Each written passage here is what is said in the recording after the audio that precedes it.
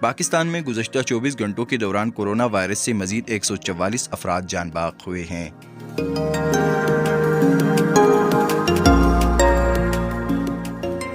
National command and operation centre کے مطابق گزشتہ روز 5,870 افراد میں کورونا وائرس کی تشخیص ہوئی، جس کے بعد مثبت کیسوں کی شرح 10.9% ہے۔ اس وقت ملک میں 84,976 افراد زیر علاج ہے۔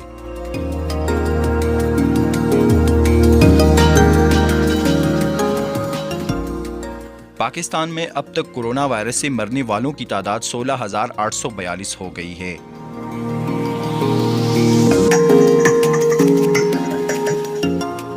وقاص ہارون، sportstory.news